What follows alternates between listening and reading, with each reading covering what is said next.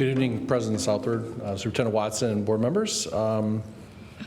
This is our 12th year actually providing pupil enrollment projections for Bloomfield Hills schools. And so part of the presentation you have tonight is really what's happening in the state of Michigan, what's happening in the county, what's happening here in Bloomfield Hills specifically relative to demographics and trends.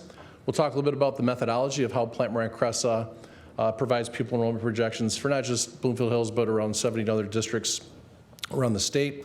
We'll take a look at your district-wide projection, also a breakdown between K-5, 6, 8, and 9, 12 in preparation for the fall of 23. And then also any questions and takeaways as we go through the presentation.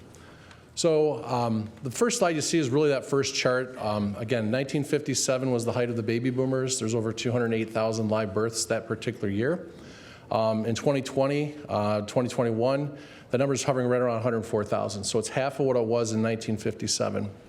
So you look at some of the challenges that some of the industries are having with workers, technicians, teachers, et cetera. So you have this mass retirement here in the next 15 or 20 years, and obviously the birth rate here in Michigan continues to be right around the 105,000 mark.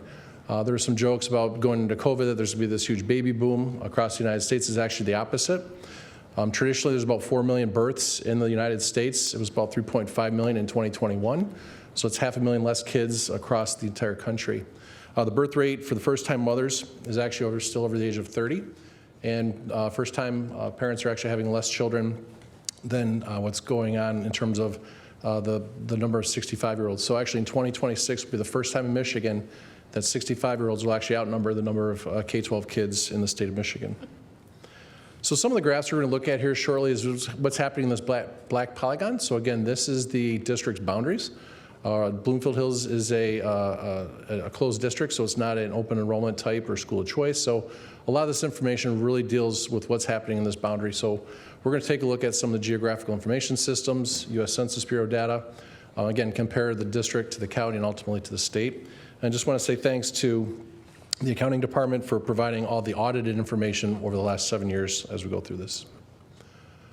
So up on this chart, again, there's about 86 pages of demography information available. This is just one slide, and on the left-hand side, you'll see kind of a snapshot of what's kind of highlighted in red. So the median age of a householder in that black polygon is 62 years of age. So again, not a lot of 0 to 5-year-olds coming out of that cohort. In terms of your peer districts, that's very similar to Birmingham, Grosse Pointe, Northville, where you've got an aging population. The kids graduate, the parents stay in the district because it's a great place to live. What that's preventing is also newer families from moving in.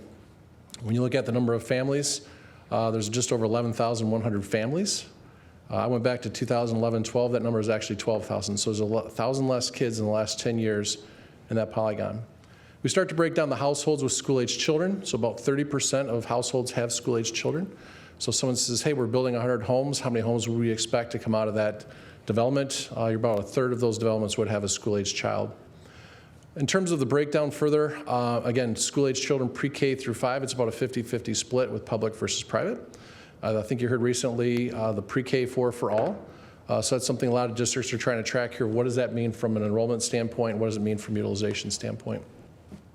And then the public to private, the district is always hovered around that 26, 27%. Due to COVID, we have seen a 1%, 1.25% tick up from that perspective.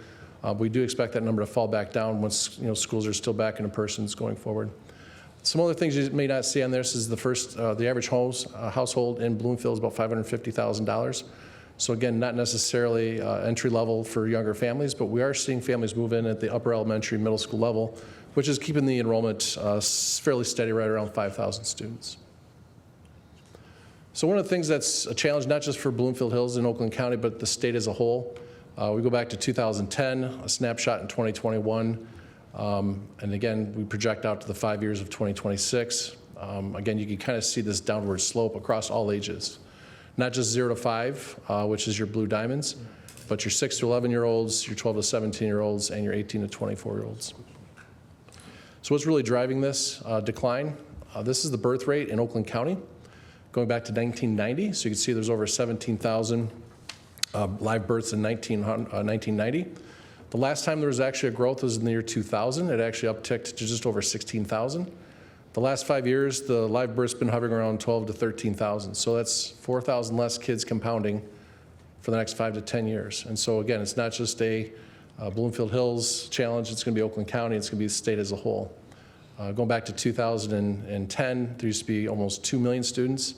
K-12, there's now 1.6. That's 400,000 less kids, and a lot of it's directly linked to the declining birth rate going forward. So how does Plante Moran do on enrollment projections? Again, we are recognized by the Department of Treasury to provide enrollment projections for districts. So we're taking a look at your historical enrollment. So a lot of this information is actually based on the fall count of 2022. We also take a look at live births, which we just showed you, and then we're also taking a look at what's happening demographically within the boundary and then making adjustments as we go through it. I'm not expecting to look at read the specific lines, but this is the audited information that gets submitted to the state. This is your DS 4061 reporting form. It is based on the fall count as well as the spring count. So you have your October count and your February count. This does get audited by the state going forward. And then from this information, we're able to put into our spreadsheet and create an algorithm looking out for the next 5 years. On the upper left-hand side where it says start here in green, this goes back to the 2016 and 17 school year. If you see that column kind of on the fourth row from across the top, that thick black line you see in the middle of this page, everything to the left of that is your historical data. So again, that is audited by the state and again provided to us from the district.